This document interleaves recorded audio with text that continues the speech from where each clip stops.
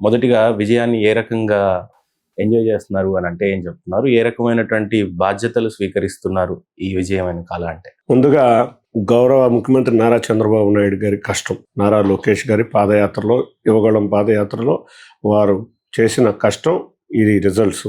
అంతేకాకుండా పవన్ కళ్యాణ్ గారు కూడా ఆపద సమయంలో వచ్చి చంద్రబాబు నాయుడు గారికి తోడుగా నిలవటం, భారతీయ జనతా పార్టీ ముగ్గురు కలిసి ఘన విజయం ఇదిగా భావిస్తాం. ఇక నా విషయానికి వస్తే, వీరి ముగ్గురికి తోడు విజయవాడ నగర ప్రజలందరూ తప్పకుండా 3 సంవత్సరాల నుంచి సేవా కార్యక్రమాల్లో చూస్తున్న నన్ను ఒక ఎంపీ కింద గెలిస్తే మనకు మంచి చేస్తాడు అనే కార్యక్రమంలో భాగంగా నన్ను వాళ్ళందరూ కూడా విజయవాడ చరిత్రలో ఎప్పుడూ లేని రికార్డు విజయం అన్ని వర్గాల వాళ్ళు అందించారు. చూస్తే కొన్ని చోట్ల ఎమ్మెల్యేలకి నాకు ఎక్కువ ఓట్లు రావటం, ఇది కూడా చాలా ఎక్కువ మార్జిన్లో ఇవ్వటం, చాలా ఎక్కువ రావటం చాలా ఆనందకరమైన విషయం. తప్పకుండా విజయవాడ నగర ప్రజలు పెట్టుకున్న నమ్మకాన్ని వమ్ము చేయకుండా ఈ సంవత్సరాల కాలం నా ప్రయాణం జరిగిందని అందరూ ప్రజలు అందుకున్న మెప్పించే విధంగా నా ప్రయాణం కొనసాగించడం జరిగింది. సొంత అన్నయ్య మీదనే అంత గట్టి ఆరోపణలు చేయటం, అన్న మీద వచ్చినటువంటి ఈ విజయాన్ని సంతోషంగా భావిస్తున్నారా, లేకపోతే బాధ్యతగా భావిస్తున్నారా? 2 విషయాలండి. నేను ఏ రోజు ఆరోపణలు సొంత అన్న మీద నేను ఏ రోజు ఆరోపణలు చేయలేదు. అభివృద్ధి విషయంలో తప్పకుండా చేయాలి. 2 విషయాలు దీంట్లో ఏమిటంటే, ఆ రోజు తెలుగుదేశం పార్టీలో ఉన్న రోజు మేము ఒకటే చెప్పాం, చంద్రబాబు నాయుడు గారు ఏది చెబితే అది వినటానికి వచ్చాము. చంద్రబాబు నాయుడు గారు అధికారంలో లేరు కాబట్టి తెలుగుదేశం కార్యకర్తలకు తోడుగా నిలబడతానని వచ్చాం. ఆ రోజు నేను చాలా ఇంటర్వ్యూస్లో చంద్రబాబు నాయుడు గారు ఆ రోజు ఎంపీ కనుక నుంచోబెడితే మేము అందరం సపోర్ట్ చేస్తామని చెప్పాం. కానీ దుంకుడు వ్యవహారం, ఎప్పటి నుంచో జగన్తో మిలాఖత్ అయిన వ్యవహారాల్లో ఆయన బయటికి వెళ్ళి ఎదురు పార్టీ జగన్ పార్టీ నుంచి నుంచడం జరిగింది. అప్పుడు కూడా నేను విమర్శించింది ఎప్పుడంటే, గౌరవ ముఖ్యమంత్రి నారా చంద్రబాబు నాయుడు గారి ద్వారా, నారా లోకేష్ గారి ద్వారా ఈ పదవి పొంది 10 సంవత్సరాలు పదవి అనుభవించి అమరావతిని మీద విషం కక్కుతుంటేనే నేను అభివృద్ధి మీద నేను మాట్లాడటం జరిగింది. అంతవరకు నేను విమర్శలు, అంత ముందు ఆయన రోజు 3 సంవత్సరాలు నన్ను విమర్శిస్తున్నా కూడా నేను అతన్ని పట్టించుకోకుండా పార్టీ స్ట్రెంగ్త్ కోసమే కృషి చేశాం. ఏ రోజైతే మా గౌరవ ముఖ్యమంత్రి నారా చంద్రబాబు నాయుడు గారిని, ఏ రోజైతే మా నారా లోకేష్ గారిని, లేకపోతే ఏ రోజైతే పార్టీని, లేకపోతే అమరావతి మీద కూడా విషయం కక్కారు. మీరు చూశారో లేదు, అమరావతి వస్తుందా రాదని ఆ రోజు చెప్పానని విషం కక్కిన రోజు నుంచి అసలు నువ్వేం అభివృద్ధి చేశావని అంటున్నావు అని చెప్పి ఆ రోజు ఆయన నన్ను రకరకాలుగా విమర్శించడం, నేను అభివృద్ధి మీద విమర్శించడం జరిగింది. తప్పేమో దాంట్లో విమర్శించాలి. చిన్ని గారు, సూటిగా జరగాలంటే మీ మధ్యలో ఉన్నటువంటి నాన్నగారికి మీకు ఉన్నటువంటి గొడవ కేవలం రాజకీయపరమైనవా, లేదా పర్సనల్ వ్యవహారాలు, ఆస్తి తగాదాలు ఏమన్నా ఉండిందా? మీకు ఒక విషయం గుర్తుంచుకుంటే, 10 సంవత్సరాల నుంచి ఎంపీ, 10 సంవత్సరాలు ఎంపీ అవటంలో మొట్టమొదటి కృషి నాది. నేను రాజకీయాల్లోకి రావాలంటే 10 సంవత్సరాలు అతన్ని వెంటనే ఉండేవాడిని. రెండోది, మా వ్యాపారాలు వేరు, మేము విడిపోయి దాదాపు 25 సంవత్సరాలు. కానీ సహించలేని తత్వం ఎప్పుడు కూడా ఎదుటి వాడి మీద విడిపోయి ఉన్నారా, కలిసే ఉన్నారా? అప్పుడు గతంలో 25 ఏళ్ళుగా విడిపోయే ఉన్నాం. కేసినేని నుంచి మేమిద్దరం విడిపోయి 20 సంవత్సరాలు అయింది. రెండోది, రాజకీయంగా కూడా నేను విడిపోయినా కూడా రాజకీయంగా తన వెంట ఉండి తన అభివృద్ధిలో చేశాం. రెండోసారి ఎప్పుడైతే ఎలక్షన్లోకి వచ్చి, ఒక మాట మీకు గుర్తుందో లేదు, మున్సిపల్ కార్పొరేషన్ ఎలక్షన్స్లో చంద్రబాబు నాయుడు గారు మీరు కుప్పం చూసుకోండి, నేను విజయవాడ చూసుకుంటాను, చంద్రబాబు నాయుడు గారు మీ పెడ్ డాగ్స్ని అదుపులోకి తీసుకోండి అంటే, ఒక నాయకుడు, దేశం గర్వించదగ్గ నాయకుల్లో ఒకడైన చంద్రబాబు నాయుడు గారిని ఏ రోజైతే అగౌరవంగా మాట్లాడటం మొదలుపెట్టాడో ఆ రోజు నుంచే నా రాజకీయ ప్రయాణం స్టార్ట్ అయింది. మీరు చూసుకోండి, అబ్జర్వ్ చేస్తే మున్సిపల్ కార్పొరేషన్ ఎలక్షన్లో అప్పుడు ఆయన మా నాయకుడిని ఏ రోజైతే అగౌరవంగా మాట్లాడటం మొదలుపెట్టాడో, బహిరంగంగా ట్వీట్ల ద్వారా మొదలుపెట్టారు, ఏ రోజైతే ఇక్కడున్న తెలుగుదేశం ప్రస్తుతం ఎమ్మెల్యేలుగా ఉన్న వ్యక్తుల్ని వ్యక్తిగతంగా విమర్శిస్తున్నాడో, నాయకుల్ని ఏ రోజు వైసీపీని విమర్శించలా, ఏ రోజు జగన్ని విమర్శించలా, కానీ చంద్రబాబు నాయుడు గారిని, లేకపోతే ఇక్కడ ఉన్న బోండవమ్మ గారిని, లేకపోతే ఇక్కడ ఉన్న బుద్ధాయంకర్ని, ఇక్కడ ఉన్న మేరాని, ఇక్కడ ఉన్న గద్దె రామ్మోహన్ రావుని, అంటే తెలుగుదేశం సొంత నాయకులను విమర్శిస్తాం. అంటే తెలుగుదేశాన్ని జగన్ మాఫియాలో ఒక భాగం, రకరకాల పన్నాగాలు పన్నుతూ ఉంటారు. ఆ పన్నాగంలో ఒక భాగంగా తను ఎప్పుడయ్యాడు, ఆ రోజు నుంచి లేదు, తెలుగుదేశం కార్యకర్తలు తోడుగా నేను ఉండాలి అని చెప్పి నా ప్రయాణం సాగించాను. మీరు కనిపిస్తే ఫార్మల్గా చాలా సౌమ్యంగా కనబడతా ఉంటారు సార్, కానీ రాజకీయంలోకి వచ్చిన తర్వాత కూడా ఏ రోజు ఘాటుగా విమర్శించినట్టుగా అయితే కనపడలేదు. కానీ సొంత అన్నయ్యని కాదని చెప్పేసి పార్టీ గురించి కానీ, పార్టీ నాయకుడైన చంద్రబాబు నాయుడు కోసం సొంత అన్నని విభేదించటం, ఆయన మీద ప్రత్యర్థిగా నిలబడటం ఏ రకంగా తీసుకున్నారు దాన్ని సవాల్? ఇవాళ రాష్ట్రం చాలా ఇబ్బందుల పరిస్థితిలో ఉంది. గౌరవ ముఖ్యమంత్రి చంద్రబాబు నాయుడు గారు చేసిన 2014-19 విడిపోయిన రాష్ట్రంలో ఆయన చేసిన అభివృద్ధి ఎవ్వరూ కాదనలేని విషయం. కానీ మాయమాటలు చెప్పి, బూటకు కబుర్లు చెప్పి జగన్ రెడ్డి అధికారంలో తీసుకుని వచ్చిన మొదటి రోజు నుంచి కూడా అసాంఘిక కార్యక్రమాలు, అరాచక శక్తులతో రాష్ట్రాన్ని అలకల్లోలం చేశారు. ప్రజలందరూ చంద్రబాబు నాయుడు గారు కావాలని బలంగా కోరుకున్నారు. అమరావతిని అయితే చాలా దౌర్భాగ్య పరిస్థితిలో తీసుకెళ్లారు. మనం విజయవాడ నగరం చూస్తే ఆ రోజు ఏ రోజు కూడా ఒక్క చక్కటి వ్యాపారాలు కూడా జరగలేదు. ఒక్క రోడ్డుకు కూడా ఒక శంకుస్థాపన చేయలేదు. ఎప్పుడు డ్రామాలు, అబద్ధాలు, డ్రామాలతో బటన్ నొక్కుతున్నానని చెప్పడం, అబద్ధాలు, డ్రామాలుతో ఎన్నో కేంద్ర ప్రభుత్వ నిధులను కూడా తీసుకోకుండా అసలు ఒక ఎక్స్పీరియన్స్ లేని వ్యక్తి. వాళ్ళంత ప్రజలు సఫర్ అయ్యే మూమెంట్లో చంద్రబాబు నాయుడు గారు లాంటి వ్యక్తి ఇక్కడ రాష్ట్రానికి కావాలని ఎక్కడెక్కడో హైదరాబాద్లో, అమెరికాలో ఉన్న వ్యక్తులందరం తలచి లేదు ఈ సమయంలో, ఈ ఆపద సమయంలో చంద్రబాబు నాయుడు గారికి తోడుగా ఉంటే రాష్ట్రం అభివృద్ధి చెందుతుంది అనే ఒకే ఒక్క కోరికతో అందరం కూడా, నేనే కాదు ఎంతో వేల మంది, మీరు చూస్తే అమెరికా నుంచి ఫ్లైట్ టికెట్ పెట్టుకుని పొద్దునే వచ్చి ఓటేసి సాయంత్రానికి వెళ్ళిపోయిన వ్యక్తులు ఉన్నారు. ఎంతోమంది హైదరాబాద్లో ఉన్న వ్యక్తులు ఏ స్వార్థం, ఏ పదవి ఆశించకుండా వ్యక్తి అందుకని తమ మాతృభూమి మీద మమకారంతో. అదే విషయంలో చంద్రబాబు నాయుడు గారు లాంటి వ్యక్తిని కనుక మనం అధికారంలోకి తీసుకురాలేకపోతే ఇక రాష్ట్రం బీహార్ కన్నా దారుణం అయిపోయింది, ఇంకా దారుణ పరిస్థితిలో అయిపోతుందనే తలంతో మేమందరం చంద్రబాబు నాయుడు గారి తోడుగా, అన్నయ్య అక్కడ ఎదురుగా ఎవరు నుంచున్నారు కదా, కార్యకర్తలు బాధల్లో ఉన్నారు, కార్యకర్తలు ఇబ్బందుల్లో ఉంది, పార్టీ ఇబ్బందిలో ఉంది. 1983 నుంచి పార్టీలో ఉన్న వ్యక్తులు పార్టీ ఇబ్బందుల్లో ఉన్న సమయంలో పార్టీ నాయకుల్ని, కార్యకర్తలను ఆదుకుంటమే కార్యక్రమంగా నేను చేయటం మొదలు. కానీ వాస్తవంగా అన్నయ్య కంటే కూడా ఎక్కువైనా రాష్ట్ర అభివృద్ధి, కుటుంబం కంటే ఎక్కువైనా స్వార్థ రాజకీయాల్లోకి వెళ్ళిపోయి ఒక గౌరవనీయమైన వ్యక్తి అయిన గౌరవ చంద్రబాబు నాయుడు గారిని నేను హైదరాబాద్లో వ్యాపారం చేస్తాను. నా వ్యాపారం బాగుందంటే ఆ రోజు చంద్రబాబు నాయుడు గారు చేసిన అభివృద్ధి. చాలామంది వ్యాపారస్తులు వాళ్ళు చూస్తే, నేను చంద్రబాబు నాయుడు గారు బిఫోర్ హైదరాబాద్, చంద్రబాబు నాయుడు గారు ఆఫ్టర్ హైదరాబాద్ చూసుకుంటే ఉమ్మడి రాష్ట్రంలో హైదరాబాద్లో ఎంతో వ్యత్యాసం. హైదరాబాద్లో ఒక జినోమ్ వ్యాలీ వచ్చింది, ఒక సాఫ్ట్వేర్ ఇన్స్టిట్యూట్స్ వచ్చినాయి, ఒక ఇన్ఫ్రాస్ట్రక్చర్స్ వచ్చినాయి. వీటి వల్ల ఉద్యోగ అవకాశాలు పెరిగినాయి. ఉద్యోగ అవకాశాలు పెరిగిన కొలది మాల్స్ వచ్చినాయి, స్కూల్స్ వచ్చినాయి. వీటి వల్ల రియల్ ఎస్టేట్ రంగం బాగా బ్రహ్మాండంగా పెరిగింది. ఈ రియల్ ఎస్టేట్ రంగంలో కూడా చంద్రబాబు నాయుడు గారి వల్ల లబ్ధి పొందిన వ్యక్తుల్లో నేను ఒకడిని. ఉన్నారైతే మీరు చాలా ఘంటాపదంగా చెప్పగలను. ఎందుకంటే ఆ రోజు కనుక చంద్రబాబు నాయుడు గారు హైదరాబాద్ని అభివృద్ధి చేయలేకపోతే మాలాగా రియల్ ఎస్టేట్ చేసేవాళ్ళు చాలామంది వాళ్ళ దారిన పోయి వాళ్ళ హైదరాబాద్ నగరం చాలా ప్యాథటిక్ సిచ్యువేషన్లో ఉండేది. ఆ రోజు ఇన్ని అవకాశాలు, ఒక్కటి కాదు, రెండు కాదు, ఒక స్పోర్ట్స్ సిటీ కానీ, చూస్తే మనం వెళ్తే స్పోర్ట్స్ సిటీ చూస్తే ఆ రోజు మొన్న ఈ మధ్య వెళ్తే ఎంత స్పోర్ట్స్ విలేజ్ ఎంత అందంగా ఉందంటే ఇప్పటికీ కూడా ఎవడం చేయలేము. మేము కడదాం అనుకున్నా కూడా ఇవాళ అమరావతిలో కట్టలేని పరిస్థితి. ఒక న్యాక్ చూస్తే ఇవాళ ఎంత బ్రహ్మాండంగా ఉంటుందంటే, న్యాక్ అంత బ్రహ్మాండంగా ఉంటుందంటే అందరూ ఆయన సాఫ్ట్వేర్ డెవలప్ చేశారు, ఇంకోటి డెవలప్ చేశారండి. అసలు ఓవరాల్ డెవలప్మెంట్, సాఫ్ట్వేర్ అవ్వచ్చు, ఫార్మా అవ్వచ్చు, ఇన్ఫ్రా అవ్వచ్చు, భవన నిర్మాణం అవ్వచ్చు, న్యాక్లో స్పోర్ట్స్ అవ్వచ్చు, ఎన్ని ఆఫ్రియేషన్ గేమ్స్, నేషనల్ గేమ్స్, ఆయన చెయ్యని ఇది లేకపోవడం వల్ల ఇవాళ వైబ్రెంట్ హైదరాబాద్ మనం చూస్తున్నాం. ఆ వైబ్రెంట్ హైదరాబాద్లో మేమందరం, చాలామంది హైదరాబాద్లో ఉన్న వ్యక్తులు దానివల్ల లబ్ధి పొంది, చాలామంది కాదు, ఆల్మోస్ట్ మీరు సైబరాబాద్ నగరం పుట్టింది అంటే ఆయన వల్ల. అక్కడ ఉండి వాళ్ళ వ్యాపారాలన్నీ ఎక్కడ బాగున్నాయంటే వెస్ట్రన్ హైదరాబాద్లో బ్రహ్మాండంగా ఉన్నాయి, ఈస్టర్న్ హైదరాబాద్లో కూడా బాగున్నాయి. ఈ వెస్ట్రన్ హైదరాబాద్ డెవలప్ అయిందంటే ఓన్లీ ఒక్క కారణం, ఒక సిటీని డెవలప్ చేసిన వ్యక్తి. వాళ్ళందరిలో లబ్ధి పొందిన వాళ్ళం మేము. మాలాంటి వ్యక్తులు లబ్ధి పొందిన వ్యక్తిని దుర్మార్గంగా, అన్యాయంగా, నాయకుడి కింద లెక్క చేయకుండా, అహంతో ఆయన వల్ల లబ్ధి పొందిన వ్యక్తులు విమర్శిస్తే అది ఎవరైనా సరే ఊరుకునేది లేదు. కేసినేని డెవలపర్స్గా లేదంటే రియల్ ఎస్టేట్ రంగంలో ప్రశాంతంగా ఉన్న మీరు ఒకనొక టైంలో రాజకీయం వద్దనే అనుకున్నారన్నట్టుగా విన్నాం.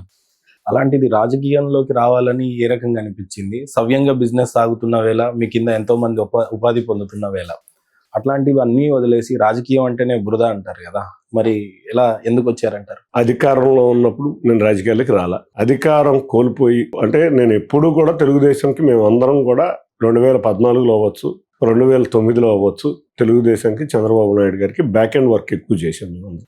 2009లో ఆ రోజు ఉమారెడ్డి వెంకటేశ్వర్లు, సుజనా చౌదరి గారితో కూర్చొని, నామనాగేశ్వరరావుతో కూర్చొని బ్యాక్ అండ్ వర్క్ ఎక్కువ చేశాం. 2014లో కంప్లీట్గా తెలుగుదేశం మీద కృషి చేశాం. మేమందరం అనుకునేది గౌరవ ముఖ్యమంత్రి నారా చంద్రబాబు నాయుడు గారు లాంటి వ్యక్తులు ఇక్కడ ఉండాలని కోరుకుంటాం.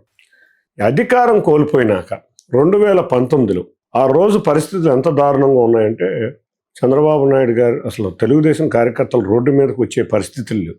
ఆ పరిస్థితుల్లో నారా లోకేష్ గారితో అసోసియేట్ అయ్యి బ్యాక్గ్రౌండ్ వర్క్ చేసుకుంటా ఆయనకి ఎంతో కొంత సహాయం చేద్దామని కరోనా సమయం తర్వాత నుంచి. మీ ఆలోచన రాజకీయంలోకి రావటం అని, లేదంటే పెద్ద ఆయన పిలవటం కానీ? ఏమీ లేదు, నేను నారా లోకేష్ గారి దగ్గరికి వెళ్ళి బ్యాక్ ఎండ్ వర్క్ చేస్తామని చెప్పి ఆ రోజు నారా లోకేష్ గారితో బ్యాక్ ఎండ్ వర్క్ మొదలైన కాలక్రమంలో ఎప్పుడైతే విజయవాడలో వివాదాస్పదం కార్యక్రమాలు మొదలైనవి తప్పని పరిస్థితుల్లో నేనే వెళ్ళి పెద్ద ఆయన కోరాను. ఆయన లేదు ఎంపీ ఉన్నాడు కదా చూద్దాం, అప్పుడే కాదు కదా ఇది అని అన్నారు.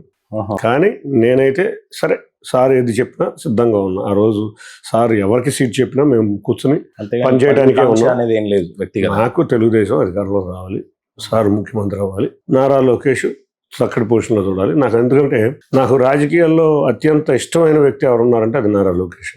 కాబట్టి అంతేకాకుండా అత్యంతగా గౌరవించే వ్యక్తి నారా చంద్రబాబు నాయుడు. అటువంటి వ్యక్తులు అధికారంలో ఉండాలని కోరుకుంటా రాజకీయాల్లోకి రావడం జరిగింది. మీరు రావటము, మీ అన్నగారు రాజకీయ సన్యాసమే తీసుకుంటానని చెప్పటము, దీన్ని ఏ రకంగా స్వీకరిస్తారు? ఒక మనిషికి అహంభావం అనేది ఉండకూడదు. పెద్దలని మనకు ఎవరైతే గౌరవం ఇచ్చారో తల్లి లాంటి పార్టీని గౌరవించాలి. ఆ నడిపించే నాయకుడు మనకు ఎంత ఇబ్బంది ఉన్నా లాస్ట్కి మనం చెప్పాలి, leader is the decision, is the final decision అని ఉండాలి. ఏదైనా ఉంటే క్లోజ్డ్ బాడీలోకి వెళ్ళి కూర్చుని లీడర్తో ఎంతన్నా డిబేట్ చేయొచ్చు, కానీ పబ్లిక్లోకి వచ్చి మాట్లాడటం అనేది చేస్తే దానికన్నా బాధాకరమైన విషయాలు ఉండవు. అంతటికన్నా ఒక అహంభావం, నేను 3 లక్షల మెజార్టీతో గెలుస్తాను, నేను ఇండిపెండెంట్గా కూర్చున్నా కూడా గెలుస్తాను, నేను 7 లక్షలతో గెలుస్తానంటే ప్రజలు కానీ దైవం కానీ నువ్వు తలచింది నీకు ఇచ్చింది, నువ్వు 3 లక్షలతో గెలుస్తాను అన్నది అత్యధికంగా చరిత్రలో చరిత్రహీనులకి రికార్డులు ఇస్తారు. 3 లక్షల మెజార్టీతో నిన్ను ఓడించడం జరిగింది. వాళ్ళ నాయకుడు కూడా వైనాట్ 175 అనటం అనేది రాజకీయ చరిత్రలో లేదు. వైనాట్ 175 కొంచెం త్రుట్లో తప్పింది ప్రమాదం. ఇంకొక 7-8 సీట్లు కనుక మేము సరిగ్గా ఇచ్చగలిగితే సింగిల్ డిజిట్లోకి, 11 కూడా కాదు, సింగిల్ డిజిట్లోకి వెళ్ళిపోయాడు. అదృష్టం కొద్దీ భారతీయ జనతా పార్టీ కొంచెం ముందుగా మేల్కొని ఉంటే 25కి 25 ఎంపీ సీట్లు మేము గెలిచేవాళ్ళం. కాబట్టి వైనాట్ 170 కాదు, వైనాట్ 25 లేచిపోయేది పార్లమెంట్లో. మనం కూడా చూసాం పులివెందులు లాంటి ప్రదేశంలో ఒక డిపాజిట్ కోల్పోవడం అంటే ప్రజలు ఎంత ఆగ్రహంగా ఉన్నారంటే, అంటే మనం చూస్తే ఎక్కడైనా పోటీ ఇవ్వచ్చు.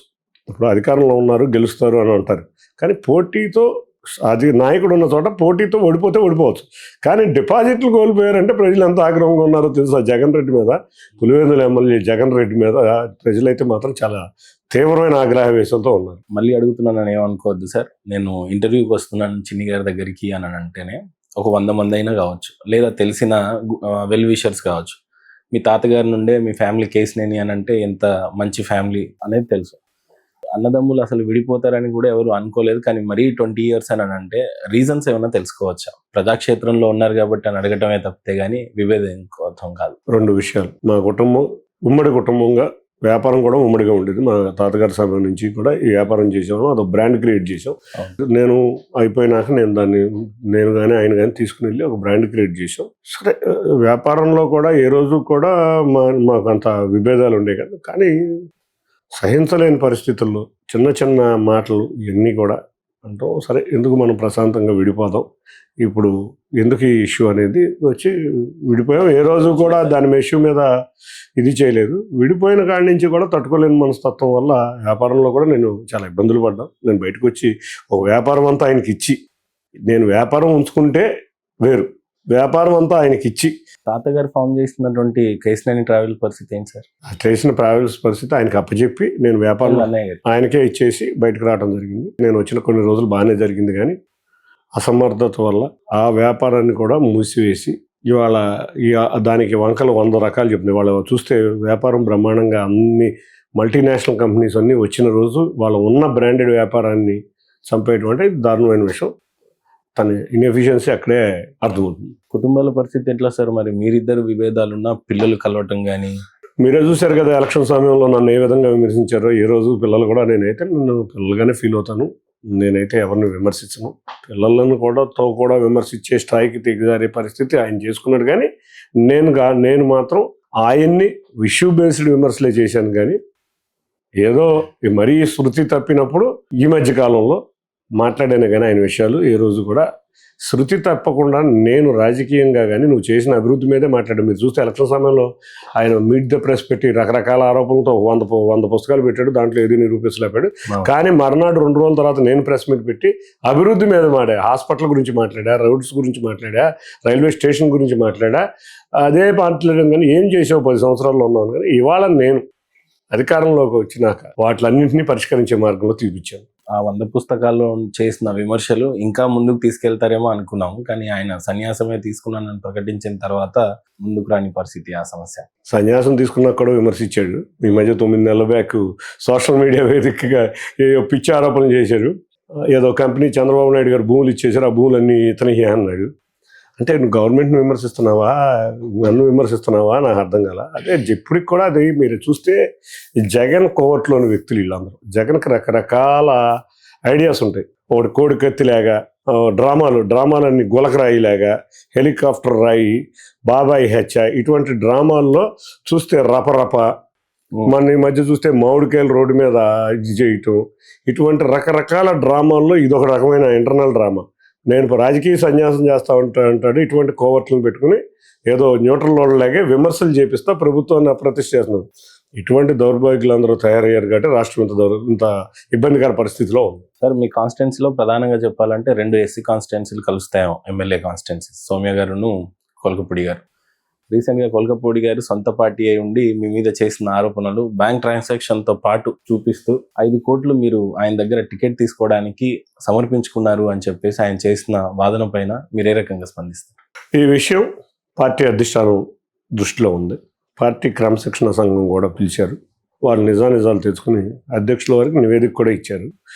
రెండోది, బ్యాంక్ అకౌంట్లో 5 కోట్లు కనుక వస్తే అది ఎవరి అకౌంట్, ఏమి అకౌంట్ అని మీరు ఆరా తీస్తే, ఇప్పుడు రాయి గుడ్డ కాల్చి అకౌంట్ లో అని చెప్పి ఆరోపిస్తున్నారు. పిఏ గారి అకౌంట్ లో చూసి ఆ అకౌంట్ లో 5 కోట్లు కనుక వస్తే ఆయన్ని నేను ఒకటే అడుగుతాను, 8వ పేజీ 14వ పేజీ మర్చిపోండి.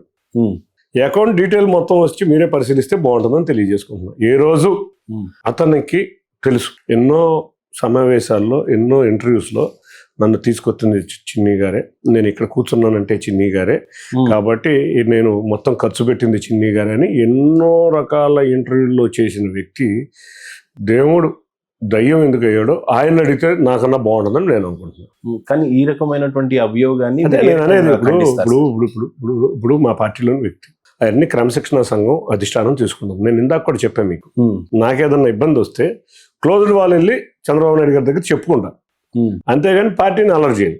కాబట్టి ప్రెస్ మీట్ పెట్టి అలర్ట్ చేశాడు కాబట్టి అది పార్టీ తీసుకోవాలి.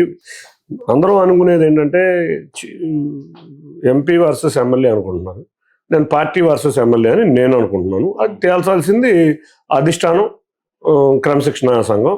వాళ్ళ కోర్టులో ఉన్నప్పుడు దీని గురించి నేను ఎక్కువ మాట్లాడటం, నేను పార్టీని నేనేదో మాట్లాడటం, ఆయన ఏదో మాట్లాడటం, పార్టీని మళ్ళీ రోడ్డు మీద తీసుకురావటం నాకు ఇష్టం లేదు. కాబట్టి అధిష్టానం చూసుకుంటుందని నేను అనుకుంటున్నాను. పొలిటికల్ కెరియర్ స్టార్ట్ అయ్యి ఎప్పుడైనా కూడా అధికారంలోకి వచ్చి 1.5 సంవత్సరంన్నరనే వస్తుంది. ఇలాంటి అభియోగాలు మీ మీద రావటం, దీని వెనకాల ఉన్నటువంటి కారణాలు ఏమై ఉండొచ్చు అని అంటే ఏం చెప్తారు? ఇవాళ ఎన్టీఆర్ జిల్లాలో నేను చేసే కార్యక్రమాలు చూస్తే అభివృద్ధి కానీ మీరు చూస్తే నేను రైల్వేస్లో విజయవాడ నగరంలో కానీ ఎన్టీఆర్ జిల్లాలో కానీ 11 ROBలు RUBలు తీసుకొచ్చా. గత 20 సంవత్సరాల్లో ఏ ఎంపీ ఒక్క ROB RUB తేని వ్యక్తులు 11 ROBలు RUBలు నిన్నే 4 టెండర్ అయినాయి. ఒక మంత్లో ఇంకో 2 టెండర్లు అవుతున్నాయి. అంతేకాకుండా గొల్లపూడి వరకు ఉన్న నేషనల్ హైవేని ఇబ్రహీంపట్నం బైపాస్ చేసి వెస్ట్ ఇబ్రహీంపట్నం నుంచి కూడా ఫ్లైఓవర్ వేయించి మళ్ళీ గొల్లపూడి వరకు కూడా ఫ్లైఓవర్ వేయించి ఎక్కడో నందిగాంలో ఆగిపోతున్న విజయవాడ హైదరాబాద్ హైవేని కనకదుర్గ గుడి దాకా తీసుకొస్తాం. రేపు రాబోయే కాలంలో బెంచ్ సర్కిల్ నుంచి పండిట్ నెహ్రూ బస్ స్టాండ్ దగ్గర కూడా ఫ్లైఓవర్ విపరీతంగా కృషి చేస్తున్నాం. ఆల్రెడీ వాళ్ళ నేను విమర్శించినట్టు మెడికల్ కాలేజ్ నుంచి నెడమానూరు వరకు ఫ్లైఓవర్ ఎప్పుడో శాంక్షన్ చేయించుకున్నాం, మెట్రో వల్ల దాగి ఉంది. అట్లాగే విజయవాడ టు గంగూరు, అది bench circle to Gangur flyover కూడా ఆగింది. అన్నిటికన్నా ముఖ్యంగా డ్రైనేజీలు కానీ స్ట్రాంగ్ వాటర్ మీద కానీ DPR రెడీ చేయించాం. విజయవాడ ఉత్సవ్ ప్రజల కోసం నా సొంత నిధులతో విజయవాడ ఉత్సవ కార్యక్రమం 11 రోజుల అతి భారీ కార్యక్రమం. ఉపరాష్ట్రపతి అయిన మొట్టమొదటిసారిగా 4 రోజుల్లో ఇండియాలో మొట్టమొదటి పర్యటన విజయవాడ తీసుకొచ్చా. కేంద్ర మంత్రులను తీసుకొచ్చా, గవర్నర్లను తీసుకొచ్చా. అంటే ఒక నేషనల్ వైడ్ ఎక్స్పోజర్. గౌరవ ముఖ్యమంత్రి వర్యులను బందర్ రోడ్డు మీద కూర్చోబెట్టి ఒక రిపబ్లికన్ పెరేడ్ లాగా కళాకారుల పెరేడ్ని చేశాం. అంటే ఈ శ్రీకాకుళం నుంచి చిత్తూరు దాకా ఉన్న 3,000 మంది కళాకారులు, ఏదో కళలు అంతరించకపోతున్న వ్యక్తులు. మనం చూస్తే గరగరలు, డప్పులు, ఇటువంటి ఎన్నో తోలు బొమ్మలాట్లు, ఇటువంటి అంతరించుకున్న పాటలు అన్ని 11 ప్రదర్శనలే చేయటం కాకుండా ముఖ్యమంత్రి గారి ముందు పెరేడ్. అసలు ముఖ్యమంత్రి గారు అయితే ఆ పెరేడ్ని చూసి చాలా చక్కగా ఫీల్ అయ్యారు. ఇంతమంది కళాకారులకు ఒక అవకాశం, అంటే ఒక 2 నెలలు వాళ్ళకి జీవితంలో ఇది ఉండేది. ఇట్లాగే కాకుండా వాళ్ళు నేను కిడ్నీ బాధితులకి, నేను అంత ముందు కిడ్నీ బాధితుల దగ్గరికి వెళ్ళేవాడిని. మొన్న 1000 మంది కిడ్నీ బాధితులకి నా సొంత డబ్బులతో పౌష్టికాహారం అందజేయటం జరిగింది. మెప్మా డాక్రా గ్రూపులకి ఎన్ఐఆర్డీతో నేను కేసీఎన్ ఫౌండేషన్ అయ్యి డాక్రా గ్రూపులకి లోన్లు ముఖ్యమంత్రి వాటిలో వస్తున్నాయి. కానీ కొత్త పద్ధతుల్లో చేస్తే బాగుంటుందని చెప్పి డిసెంబర్ నెలలోనే 250 మందిని కొత్త పద్ధతుల్లో ట్రైనింగ్ ఇవ్వడానికి ఎన్ఐఆర్డీ హైదరాబాద్కి ఇక్కడి నుంచి నా సొంత డబ్బులతో బస్సులు వేసి 5 రోజులు అక్కడ ఉండటానికి భోజనాలు మళ్ళీ తీసుకొచ్చి ఇంటికి వచ్చేదాకా రూపాయి ఖర్చు పెట్టకుండా ట్రైనింగ్ ఖర్చులతో ఒక్క డిసెంబర్ నెలలోనే 250 మందిని చేశాను. ఇన్ని కార్యక్రమాలు నేను చేస్తున్నాను. ఇతనికి పేరు వస్తుంది, ఇతన్ని విమర్శించాలని ఒకేసారి ఒక 8 మంది వైసీపీ అల్లరమూరు నా ఒక్కడి మీద ప్రెస్ మీట్కి 8 మంది విజయవాడ ఉత్సవ సందర్భంగా 8 మంది వచ్చి ప్రెస్ మీట్కి వచ్చారు. ఇక్కడ సోకాళ్ళు బందర్ నుంచి మొదలై నందిగామ వరకు ఉన్న నాయకులందరూ, పేరుని నానితో మొదలై, దేవినేని అవినాష్తో మొదలై, పల్లాది విష్ణు, వేల్లంపల్లి సీను, అందరూ కూడా నందిగామ ఎమ్మెల్సీ, వీళ్ళందరూ కూడా వచ్చి నా మీద ఒక ప్రెస్ మీట్ పెట్టారంటే నాకు ఎంత పేరు వస్తుందో, ఎంత అక్కస్తో ఉన్నారో మీరు ఆలోచించుకోవచ్చు. రెండోది, ఇంకో బ్లూ పేపర్ ఉంటుంది. ఆ బ్లూ పేపర్ సాక్షి. మీరు చూస్తే వారంకి ఒక రోజు అక్కడెక్కడో ఇసుక అయిపోయిందాడు, ఇక్కడెక్కడో ఇసుక అంటాడు. అసలు వాళ్ళు ఇసుక వ్యాపారస్తులు, ఇసుక లారీలోళ్ళు రోడ్డు మీద పడ్డారు. ఎందుకంటే ఎన్టీఆర్ జిల్లాలో రీచ్లు జగ్గపేట నందిగా ఉంది, విజయవాడ సిటీకి ఇసుక రావాల్సిన అవసరం లేదు, ఇక్కడే రీచ్లు ఉన్నాయని పాపం వాళ్ళకి రోజు జీవితం లేదు. రాసింది పాచిపల్ల దాసుడు అంటే వారానికి ఒకసారి ఇసుక అంటాడు. అరే రారా బాబు, నువ్వు వచ్చి నువ్వు దగ్గర చూపించు, ఇసుక ఎక్కడ రన్ అవుతుందో, రీచ్లు కూడా మూసున్నాయంటే రాడు. అంటే వీళ్ళందరూ ఏంటంటే చంద్రబాబు నాయుడు గారిని ఏ విధంగా విమర్శిస్తారు, లోకేష్ గారిని ఏ విధంగా విమర్శిస్తారో ఈ జిల్లాలో నన్ను కూడా అదే విధంగా విమర్శిస్తారు. ఎందుకంటే ఎవరైతే కష్టపడి పనిచేసే వ్యక్తులు ఉన్నారో వాళ్ళందరినీ ఈ బ్లూ మీడియాతో ఓటు పెట్టుకుని, ఈ బ్లూ మీడియా అనుచరులు అందరూ వీళ్ళు చేసేవన్నీ దొంగ పనులు. ఒకడేమో బియ్యం ఎక్కాడు, పేదల బియ్యం, దేవుడి భూములు ఆక్రమించాడు. ఇంకోడేమో విజయవాడ అంతా సందుకి ఇల్లు ఉంటాయి, రక్తపు టేర్లు పొంగిచ్చారు వాళ్ళ కుటుంబం. ఇంకొకడేమో దేవుడి గుడిలో ఉన్న 3 సింహాలు ఈ దేవాదాయ శాఖ మంత్రిగా ఉన్నప్పుడే పోయినాయి. వీళ్ళందరూ వచ్చి నన్ను విమర్శించేది ఏంటి? నేను చేసే సేవా కార్యక్రమాలు ఇవాళ ప్రజలు, ఇవాళ మీరు చూస్తే దశాబ్ద కాలం నుంచి మధురా నగర్, వాంబే కాలనీ 2 లక్షల మంది పాపులేషన్ ఉన్నారు అక్కడ. దాన్ని నేను ఆర్యూబీ తీసుకొచ్చాను. 2 లక్షల మందికి బాంబే కాలనీలో మొదలైతే లబ్బిపేటకి 10 నిమిషాల్లో వస్తారు. ఎంత కనెక్టివిటీ తీసుకొచ్చాం. గుణదల్లో 20 సంవత్సరాల నుంచి ఫ్లైఓవర్లు అంటున్నారు. 2 ఫ్లైఓవర్లు, 2 ఆర్యూబీలు తీసుకొచ్చాం. టెండర్ అయిపోయింది ఒకదానికి, రేపు 2 రోజులు, ఒక వారంలో ఇంకో దానికి టెండర్ షెడ్యూల్లోకి వెళ్తుంది. ఇవన్నీ కార్యక్రమాలు మొదలవుతున్నాయి. ఇవి విజయవాడని ఎర్రకట్ట వంతెన అంటాం. ఏది విజయవాడ పొలమ ఫ్రూట్ మార్కెట్ దగ్గర నుంచి 1 టౌన్ కనెక్టింగ్, ఎప్పుడో బ్రిటిషర్స్ కాలంలో వేసిన బ్రిడ్జి, దాన్ని 4 లైన్ బ్రిడ్జెస్ శాంక్షన్ చేయించాం. ఈ మరి 20 సంవత్సరాల నుంచి పాలిచ్చి 10 సంవత్సరాలు ఎంపీలు అనుకున్న వ్యక్తి ఏం చేశాడు మరి నాకు తెలియదు. ఇటువంటి అభివృద్ధి కార్యక్రమాలు చూసి అభివృద్ధి కార్యక్రమాలు చేస్తా ఉన్న టైంలో మీ రాజకీయ అరంగేట్రం కూడా చాలా గ్రాండ్ ఓపెనింగ్ ఇచ్చింది. ఈ నేపథ్యంలో అవినీతి మచ్చ రావటం ఏ రకంగా చూస్తున్నారు? ప్రధానంగా ఇప్పుడు రాష్ట్రంలో జరుగుతున్న టాక్స్ ఏమైనా ఉన్నాయంటే ఈ 5 కోట్ల వ్యవహారమే ఉంది, కొలకపూడి గారు చేశారు. అదే దాని గురించి ఇప్పుడు నేను పార్టీకి తెలుసు, ఇచ్చిన నాయకుడికి తెలుసు, అంటున్న వ్యక్తికి తెలుసు. ఈ మధ్య కూడా ఆయన అందరి దగ్గరికి వెళ్ళి నేను తప్పు మాట్లాడాను, అన్నయ్య నాకు చూశాడని కొంతమంది మా వాళ్ళ దగ్గర కూడా మాట్లాడటం జరిగింది. విలేకరులందరికీ ఒకటి కోరుతున్నాను, ఎవరన్నా ఒక బురద అంటించినప్పుడు దాన్ని సాక్ష్యాధారాలు అడగండి. అంతేగాని ఆహా ఓహో ఆహా అని నిజమా అంటాం. ఒక విలేకరి నా దగ్గర ఇంటర్వ్యూ తీసుకోలేని పరిస్థితుల్లో నేను చేసిన అవినీతి మీద ఎవరన్నా వ్యక్తి ఆరోపించేటప్పుడు మీరు చేయాల్సింది నిజాయితీగా చెప్పించే మార్గం చెప్పండి. నేను గంజాయి అమ్ముతానంటే రాష్ట్రంలో ఎవడన్నా నమ్ముతారా? కాబట్టి విలేకరులు సమన్వయం పాటించాలంటాను. కానీ ఎదురు వ్యక్తి ఆరోపణ చేసే ఎందుకు చిన్న వచ్చింది అనే ఆరోపణ దాని మీద మీరు ఎలా ఖండిస్తారు? ఆరోపణ ఎందుకు రేస్ చేశారు అదొక్కటి చెప్పండి చాలు. నేనేం చెప్తాను, నిజమా అబద్ధమా అనేది నేను అడిగేది Raise ఎందుకు చేసింది ఆరోపణ అనేది. చేసిన వ్యక్తిని మీరు అడిగితే ఎందుకు అయి బాగుంటుంది. ఉండొచ్చు పోనీ?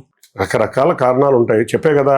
అంతకుముందు కార్యకర్తల మీద ఆరోపించారు, తర్వాత ఎంపీ మీద ఆరోపించారు, తర్వాత నాయకుల మీద ఆరోపిస్తారేమో. మీకు విధేయతుడు చూపించాడు గత ప్రెస్ మీట్లలో అన్న అన్న అని మిమ్మల్ని అదే నేను అనేది. సంబోధించి. నేను అడిగేది Raise అయిన ఆ question లైన్ చాలా- ఆ లైన్ నన్ను అడగటం కన్నా ఆరోపించిన వ్యక్తిని అడిగితే ఇంకా బాగా చెబుతుంది. ఇంకెక్కువ బురద చల్లే ప్రయత్నం తప్పులేదు. మీరు అడుగు, మీరు ఇన్వెస్టిగేటివ్ జర్నలిస్ట్ అయితే బురద జరిగిన దాన్ని ఆ సాక్ష్యాధారాలు అడగండి, నిరూపించమని అడగండి, చూపించమని అడగండి. అంతేకాకుండా మీరు కూడా భజన పరులైన జర్నలిస్టులు అయితే అడగరు. విజయవాడలో జరుగుతున్న అభివృద్ధి, ఫ్లైఓవర్లు కానీ ఇవి కానీ బేసిక్ గా ఎమ్మెల్యేల హయాంలో జరుగుతూ ఉంటాయి. ఈ రోజు ఎన్డీఏ కూటమి మీకున్న సపోర్ట్ సెంట్రల్ గవర్నమెంట్ వల్ల మంచి ఆరోగ్యాలు తీసుకొస్తున్నారు, అభివృద్ధి కార్యక్రమాలు జరుగుతూ ఉన్నాయి. ఈ రోజు ఒక్కడి మీద 8 మంది ప్రెస్ మీట్లు పెట్టడం కానీ, లేదా మీ మీద టార్గెట్ ఫస్ట్ నుంచే మొదలైనప్పటికీ కూడా ఎక్కడ మీ జెండా పాతేస్తారో, ఎక్కడ మీ మార్క్ కనపడుతుందో అని చెప్పేసి ఒక రకమైనటువంటి గుబులు కనపడుతున్న వేళ ఈ రకమైనటువంటి ప్రెస్ మీట్లు కానీ, ఈ రకమైనటువంటి ఆరోపణలు కానీ ఏ రకంగా ఎదుర్కొంటారు? మీకు ఎవరు సపోర్ట్ ఉన్నారు? పార్టీ పరంగా బాబు గారు ఉన్నా కూడా లోకల్ కొంతమంది లీడర్లు అవసరం అయితే మీకు ఉంటుంది. మీరు నా కార్యక్రమాలు ప్రతిరోజు కార్యక్రమాలు చూస్తే గద్దె రామోహన్ అని ఉంటాడు, బోండా ఉమా గారు ఉంటాడు, మొత్తంగా ఉంటారు. నందిగామ సౌమ్య గారు ఉంటారు, ఏ రోజు కృష్ణప్రసాద్ గారు ఉంటారు, తాతయ్య గారు ఉంటారు. అందరూ కూడా కలిసికట్టుగా ఒక 3 నెలల బ్యాక్ కొలుకుపూడి శ్రీనివాసరావు ఉండేవాళ్ళు, 3 నెలల బ్యాక్ కొలుకుపూడి శ్రీనివాసరావు ఉండేవాళ్ళు. అందరం కలిసి వాళ్ళకి ఉమ్మడి కృష్ణా జిల్లాలో కూడా నాయకులు అందరూ కూడా ఇవాళ చూస్తే పామర్రు వరలరాజా ఏదున్నా అన్న ఏంటని వస్తాడు, అట్లాగే కృష్ణప్రసాద్, అట్లాగే పెనలూరు బోడే ప్రసాద్ గారు. మేము ఉమ్మడి కృష్ణా జిల్లాలో ఉన్న నాయకులందరం కలిసికట్టుగా మాట్లాడతాం. మొన్న కూడా ఒక మీటింగ్ వేసుకున్నాం అందరం. ఈసారి నుంచి ప్రెస్ మీట్లు అందరం కలిసిద్దాం, ఒకళ్ళిద్దరు ఇవ్వడం కాదు, అందరం కలిసిద్దాం, సమిష్టిగా ఇద్దాం, సమిష్టిగా చేద్దాం. అందరూ కూడా మా ఎమ్మెల్యేలు అందరూ నేను ఒకటే చెప్తున్నాను, నాకన్నా సీనియర్లు. నేను ఒకటే చెబుతాను, నేను మీ అడుగుజాడలో నడుస్తాను, మీరు ఏది చెప్తే అది చేస్తాను. మీరు నా చూస్తే నా జర్నీ అంతా మీరు చూస్తే గద్దె రామోహన్ రావు 3-4 రోజులకు ఒకసారి ప్రతి దాంట్లో కలిసి వెళ్తాం. బోండమ్మ గారు కలిసి వెళ్తాం. వాళ్ళ నియోజకవర్గాల్లోకి నన్ను వచ్చి మీరు రావాల్సిందే, నేను ప్రోగ్రామ్ టైట్ ఉందన్నా కూడా మీరు రావాల్సిందే అనిపించి మీరు చూస్తే ఈ గత వారంలో అన్ని నియోజకవర్గాలు తిరిగేసాయి. 7 నియోజకవర్గాలు తిరిగేసాయి. 7 నియోజకవర్గాల్లోనూ ఆల్మోస్ట్ అన్ని చోట్ల ఎమ్మెల్యేలతో కలిసి వాళ్ళు ప్రెషర్ ఇస్తే రాత్రి 11:30-12 దాకా కూడా తిరిగాం. కాబట్టి అంతా నాకు అందరికన్నా కరుడు కట్టిన తెలుగుదేశం కార్యకర్తలు నాతో వేలాదిగా ఉన్నారు. మీరు చూస్తే తిరువూరు మన ఏదో ఒక కొంతమంది ఆకురౌడీలు తిరువూరు వెళ్తే మా కార్యకర్తలు, నేను కూడా లేని అక్కడ ఢిల్లీలో ఉంటే మా కార్యకర్తలు ఆకురౌడీని తిరువూరు కాదు కదా ఏ కొండూరు దాటించాల, అంత పటిష్టమైన యంత్రాంగం ఉంది. నా చుట్టూ నా కార్యకర్తల బలం ఉంది, మా ఎమ్మెల్యేల బలం ఉంది, మా నాయకుడు బలం ఉంది, మా లోకేష్ గారి బలం ఉంది. అన్నీ కలిపితే నేను అత్యంత శక్తివంతుడిగా ఇట్లన్నిటి వల్ల తయారయ్యాను. అన్నిటికంటే మించి కేసినేని చిన్ని కొద్దిగా పెద్ద కాంపిటీటర్ గానే కనపడతా ఉన్నారు. మీ ఇమేజ్ ని డ్యామేజ్ చేసే ప్రయత్నం అయితే కనపడతా ఉంది రాష్ట్రంలో.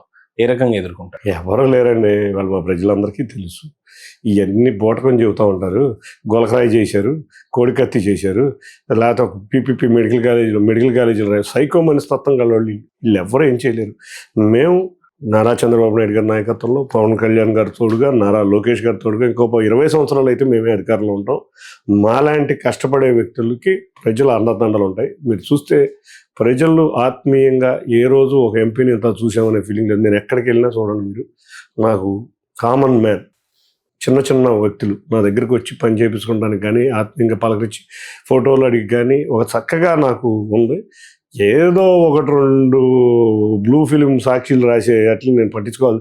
ఇంకోటి అది రాస్తేనే నాకు ఇంకా ప్రైజ్ పెరుగుతుంది. ఈ నిజాయితీ పరుడు అయి ఉంటాడని ప్రజలు ఆలోచిస్తూ ఉంటారు. ఆరోపణలు కూడా ఎక్కువ అవుతాయి. ఏమీ లేవు. ఈ మధ్య కూడా పాపం వాడు కూడా తగ్గించారు, ఏం దొరకట్లేదేమో. నేను ఇంకోటి కోరుకుంటా, అట్లాంటి ఆరోపణలు వస్తవే మంచిదని కోరుకుంటారు. నిరంతరం నెగిటివ్ పాజిటివ్ జనాల్లోనే ఉంటారు. సార్, భారతదేశంలో ఏ రాష్ట్రానికి బహుశా దక్కనిటువంటి గౌరవం ఎంపీలకు 20కి పైగా ఉన్న టీడీపీ ఎంపీల సపోర్ట్ వల్ల ఈరోజు కేంద్రంలో అధికారంలో ఉన్న గవర్నమెంట్ ఉంది. ఏ రకమైన సపోర్ట్ ఎన్డీఏ కూటమి మోడీ గారి తరపు నుంచి కానీ, లేదా కేంద్ర ప్రభుత్వం నుంచి ఎంపీలకి ఏ రకమైనటువంటి సహకారం ఉంది? అందులో చంద్రబాబు నాయుడు గారి పాత్ర కానీ, ఎంపీల పాత్ర ఏ రకంగా కనపడతాం? మేము ఎంపీలు గెలవగానే గౌరవ ముఖ్యమంత్రి నారా చంద్రబాబు నాయుడు గారు మీటింగ్ పెట్టి, ఇవాళ మన క్రిటికల్ టైంలో ఎన్డీఏతో ఉన్నాం, ఈ ఎలక్షన్ ముందు నుంచి మనం ఎన్డీఏతో ఉన్నాం, మనం ఎన్డీఏతోనే ఉందాం, ఎక్కడా కూడా ఎన్డీఏ గురించి ఒక్క మాట మాట్లాడి మోడీ గారి గురించి మీరు ఏమన్నా పర్సనల్ డిస్కషన్స్లో మాట్లాడినా నా మీద మాట్లాడినట్టే.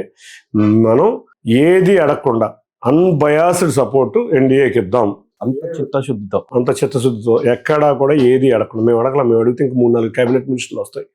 అంతేకాకుండా పోర్ట్ఫోలియోలు మేము డిమాండ్ చేసుకోవచ్చు. మరి అంత చెత్తగా కూడా బిహేవ్ చేయొద్దని చెత్తగా కాదు. ఎవరైతే ఆపదలో ఉన్నప్పుడు మనం స్నేహ అందిస్తే వాళ్ళు నిరంతరం మనల్ని గుర్తుంచుకుంటారు. ఇక మన journey for life time with NDA అని మాకు దశ నిర్దేశం చేశారు. ఆ రోజు నుంచి కూడా మేము ఎంపీలు అందరం కూడా కొత్తగా చాలామంది వచ్చాం.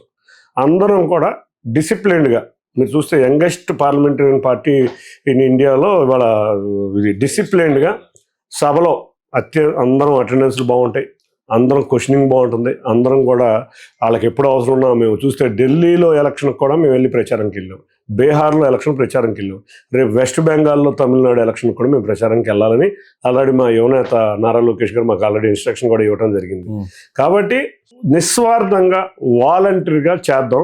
మనకు కావాల్సింది రాష్ట్ర అభివృద్ధి. రాష్ట్రం చాలా అప్పుల్లో ఉంది, ఆర్థిక పరిస్థితి చాలా దారుణంగా ఉంది.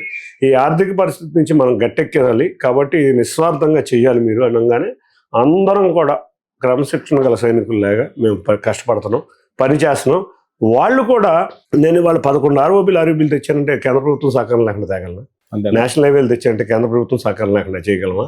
ఇవాళ అమరావతికి 15,000 కోట్ల గ్రాంట్ వచ్చిందా సార్? ఎంపీలందరికీ కేంద్ర ప్రభుత్వం నుంచి మన రాష్ట్రమే కాదు, కేంద్ర ప్రభుత్వంలో ఒకటి ఉంటుంది. ఎక్కడ ఎన్ని ఎంపీ, కాంగ్రెస్ ఎంపీ అవ్వచ్చు, ఇంకో ఎంపీ అవ్వచ్చు, వెళ్ళంగానే ముందు పనికి సమస్య గురించి మనకు రిప్లై వెంటనే వస్తుంది. మనం ఏదైనా ఉత్తరం ఇస్తే వెంటనే మినిస్టర్ ఒక 1 వీక్ లోపల దాన్ని ఏంటి చెయ్యొచ్చా అనేది వస్తుంది. మనకి ఇంకా ఇంపార్టెన్స్ ఎక్కువ ఉంది. మనం ఏంటంటే అడగగానే సమస్య ఉన్నా కూర్చోబెట్టి ఈ సమస్యను పరిష్కరించి పని వేగం పెంచే విధంగా చేస్తారు. చూస్తే నితిన్ గడ్కరీ గారు చూడండి, నిన్న చూసాం అనంతపూర్ విజయవాడ రోడ్డు ఎంత బ్రహ్మాండంగా ఎంత స్పీడ్గా చేపిస్తున్నారు. ఆయన ఒకటే అన్నాడు, మనం విజయవాడ వచ్చినప్పుడు, నాకు మహారాష్ట్ర వేరు, ఆంధ్రప్రదేశ్ వేరు కాదు. గడ్కరీ గారితో మీ పరిచయం ఏంది? అంత క్లోజ్ అయింది సార్? చాలా శాంక్షన్స్ అవ్వటం కానీ నిరంతరం గడ్కరీ గారిని కానీ అశ్విని వైష్ణవ్ గారిని కలవడం జరుగుతుంది. ఎందుకంటే విజయవాడ నగరం చూస్తే రైల్వేలతో చుట్టుముట్టుంది, నేషనల్ హైవేస్తో చుట్టుముట్టుంది. నా సమస్యలన్నీ వాళ్ళిద్దరు చుట్టే తిరుగుతూ ఉంటాయి. కాబట్టి నిరంతరం గడ్కరీ గారిని కానీ ప్రతి పార్లమెంట్ సమావేశాలకి 2 సార్లు గడ్కరీ గారిని కలుస్తారు, 3 సార్లు అశ్విని వైష్ణవ్ కలుస్తారు, ఏదో ఒక సమస్యను పట్టుకెళ్ళి. ఓ రోజైతే గడ్కరీ గారు ఒక మాట అన్నారు, బాగానే ఇబ్బంది పెడుతున్నట్టు.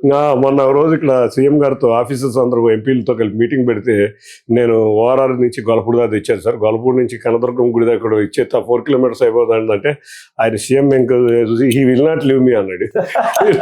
కానీ అప్పటికప్పుడు తెప్పించుకుని ఫైల్స్ సంతకం పెట్టి కనదుర్గ గుడి దాకా అది కూడా కానిచ్చేయండి అన్నట్టు, అది కూడా కానిచ్చేయండి అంటే మనం వెళ్ళే విధానం, మనం వెళ్ళే ప్లీజింగ్, ఆయనకి కూడా రాష్ట్రం మీద ఒక గౌరవం.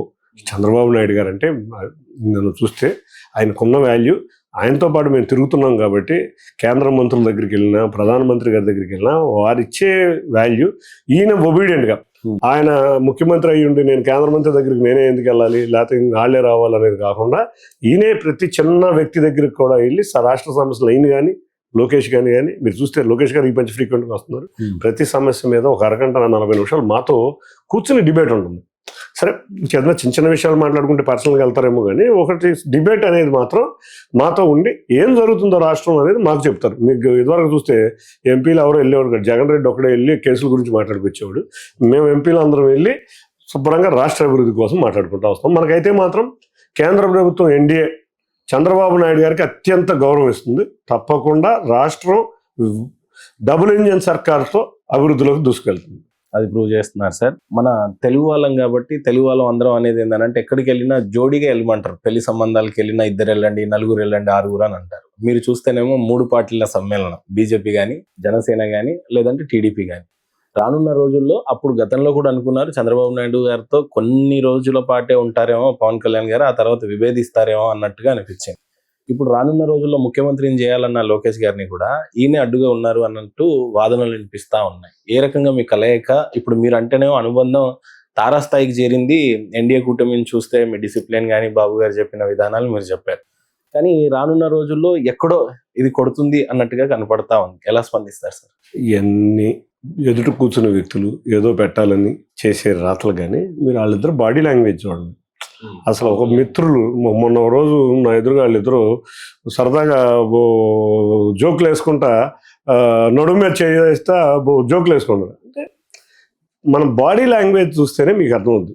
గౌరవ ముఖ్యమంత్రి గారు అత్యంత ఇంపార్టెన్స్ పవన్ కళ్యాణ్ గారికి ఇస్తారు.